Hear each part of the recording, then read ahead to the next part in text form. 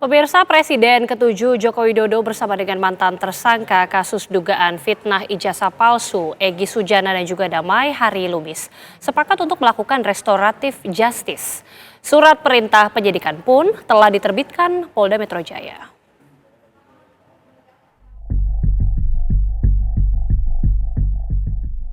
Kepolisian akhirnya menerbitkan surat perintah penghentian penyidikan atau SP3 terhadap dua tersangka perkara dugaan fitnah ijazah palsu Presiden ke-7 Joko Widodo, Egy Sujana dan Damai Hari Lubis. Sebelum diterbitkannya SP3, Egy dan Damai sempat mengunjungi kediaman Jokowi di Solo, Jawa Tengah pada 8 Januari 2026. Secara terbuka setelah bertemu Egy dan Damai, Jokowi juga membuka kesempatan restoratif justice untuk keduanya. Kehadiran untuk silaturahmi saya sangat menghargai dan saya sangat menghormati silaturahmi beliau berdua. Kemudian yang kedua, dari pertemuan silaturahmi itu semoga bisa dijadikan pertimbangan bagi Polda Metro Jaya dan bagi penyidik untuk kemungkinan restoratif justice. Kini permohonan RJ, Egy dan Damai telah dikabulkan dan semua proses penyidikan dihentikan. Tim TV One mengabarkan.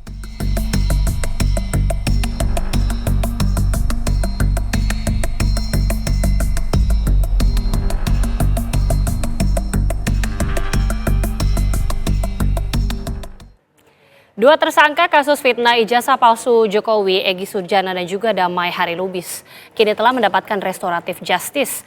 Egy dan Damai yang tadinya masuk klaster pertama, kini telah lepas dari jerat proses penyidikan.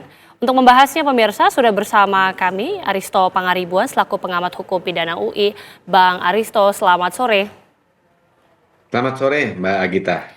Bang Aristo, kalau berdasarkan pernyataan dari Kabid Humas Polda Metro Jaya menyebut alasan penghentian penyidikan ini dikarenakan berdasarkan hasil dari gelar perkara khusus pada tanggal 14 Januari. Tapi sebenarnya apa Bang syarat terpenuhinya restoratif justice ini dan ketentuan apa juga yang berlaku dalam pertimbangan pengeluaran SP3? Oke, gini Mbak Agita. Yang pertama, pertanyaannya ketentuan apa? Dalam hal ini yang berlaku ya karena peristiwanya terjadi sebelum Kitab Undang-Undang Hukum Acara Pidana yang baru ya berlaku tahun 2026, maka yang berlaku adalah peraturan kepolisian ya tahun 2021 tentang restoratif justice. Nah, apa itu syaratnya? Nah, dalam aplikasi dalam perkara ini itu syaratnya pertama ada syarat material atau syarat umum nih. Nah, syarat material ini apa? Pertama ya, ini adalah tindak pidana yang bukan berdampak konflik sosial. Yang kedua, ya yang menarik juga dalam perkara ini adalah pelaku bukan orang yang mengulangi tindak pidana. Nah, wajar kalau ini menjadi topik diskusi karena dalam dua syarat material saja publik bisa bertanya gini. Pertama, tentang syarat bahwa tindak pidana ini bukan tindak pidana yang berdampak konflik sosial. Nah, karena gini, peristiwa yang terjadi ini, Pak Egy Sujana ini kan dan Pak Damai Hari Lubis ini kan pasalnya adalah pasal, bukan hanya pasal pencemaran nama baik. Kalau pencemaran nama baik itu kan, itu relasinya personal ya, antara Pak Jokowi dan Pak Egy Sujana dan Damai Hari Lubis. Tapi ada pasal penghasutan. Pasal penghasutan itu adalah pasal yang berhubungan dengan ketertiban umum, yaitu menghasut. Nah, oleh karena itu, memang wajar dipertanyakan kalau pasalnya itu adalah pasal publik, yaitu tentang ketertiban umum, apakah restoratif justice ini memenuhi kriteria itu tadi tidak berdampak konflik sosial. Itu yang pertama. Yang kedua, bukan pengulangan tindak pidana. Kita tahu Pak Egy Sujana ini pernah dihukum pidana tahun 2010 lalu, mirip-mirip kasusnya yaitu penghinaan terhadap Presiden SBY. Dihukum beberapa bulan. Nah, ini juga membuat orang bertanya, apakah ini masuk kriterianya? Orang boleh berpendapat, oh itu sudah terjadi 15 tahun yang lalu. ya, artinya menurut KUHP konsep pengulangan tindak pidana tidak berlaku. Tapi itu kan tidak dijelaskan di dalam peraturan kepolisian. Itu yang pertama. Yang kedua, ada syarat formal. Syarat formal itu artinya dokumen-dokumen apa dan tindakan-tindakan formal apa, tindakan prosedural apa yang harus dilakukan oleh kedua belah pihak. Nah, yang pertama, ini harus ada perdamaian. Nah, itu yang utamanya, harus ada perdamaian. Yang kedua, kerugian korban harus dipulihkan. Nah, ada perdamaian ini kemudian kan menjadi pertanyaan karena Ya. Pak Egy Sujana mengatakan perlu nggak minta maaf, ada nggak maaf-maafan gitu kan? Nah, di dalam peraturan kepolisian memang tidak ada kata-kata eksplisit harus ada permintaan maaf karena di dalam formulirnya, jadi di dalam peraturan itu ada formulirnya, Mbak. Surat kesepakatan itu ada formulirnya, ada template-nya. Di situ ditulis satu permohonan maaf atau saling memaafkan kedua belah pihak. Nah, kalau sudah begini interpretasinya sudah interpretasi sosiologis nih. Saling memaafkan kedua belah pihak apakah perlu maaf-maafan atau sifat pemaafannya tuh intrapersonal, ya sudahlah saya maafkan tanpa kamu harus minta maaf. Oke. Nah, di Ya. sini di sini juga makanya menuai kontroversi. Nah, oleh karena itu ya saya berpendapat karena alasan-alasan tadi, karena tindak pidana ini juga sudah bukan tindak pidana yang sifatnya personal dalam arti pencemaran nama baik saja, tapi juga ada soal pasal publik misalnya penghasutan, ya dijelaskan dong, dibukalah kesepakatan perdamaiannya itu apa. Jangan nanti publik berpendapat ini untuk menghindari, jangan-jangan ini sebenarnya instrumen hukum yang digunakan untuk menghentikan kasus yang tujuannya bukan tujuan-tujuan non-hukum. Nah, begitu ya, kira-kira. itu Mbak. dia Bang Aristo. Karena kemudian yang menjadi riuh adalah SP3 terhadap keduanya setelah pertemuan dengan Joko Widodo pada tanggal 8 Januari. Bang Aristo, apakah melihat Ya. ini SP3 dikeluarkan merupakan penanda maaf dari Jokowi atau bagaimana ini? Karena artinya kan ada tidak bisa terlepas peristiwa hukum ini dari transaksi politik, bisa disebut seperti itu? Ya begini, ya sebelum saya bicara transaksi politik ya, pertanyaan pertama, apakah ini penanda maaf? Ya, secara legal formal itu penanda maaf, tapi interpretasi sosiologis kita terhadap maaf itu bisa berbeda-beda. Gini misalnya, di dalam formulir tadi yang saya bilang template, memang syarat pertamanya itu berbunyi begini nih, kalau Mbak baca. Satu, permintaan maaf ya dari pelaku atau ya saling memaafkan dari kedua belah pihak. Nah, artinya ini interpretasinya bisa, kalau bukan salah satu minta maaf, bisa saja maaf itu lahir dari intrapersonal. Jadi memaafkan tanpa harus dimintakan maafnya. Ya, tapi apapun itu bentuk formalnya adalah kesepakatan perdamaian. Dan itu pasti sudah ada. Itulah syarat formalnya. Makanya dibuat gelar perkara kalau kita lihat. Gelar perkara itu terjadi setelah ada permohonan dan kemudian kesepakatan perdamaian dari pelaku, dalam hal ini Pak Egy Sujana dan Pak Damai Hari Lubis. Itu yang pertama. Yang kedua, soal Mbak mengatakan transaksi politik, saya tidak tahu.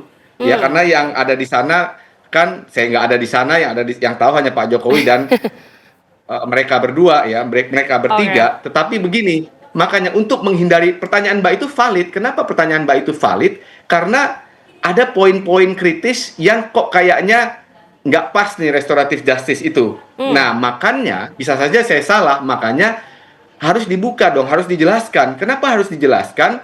Karena tindak pidana yang dituduhkan kepada Pak Egy Sujana ini, itu bukan hanya tindak pidana yang urusannya cuma Pak Jokowi dan Pak Egy Sujana dan Pak Damai Hari Lubis.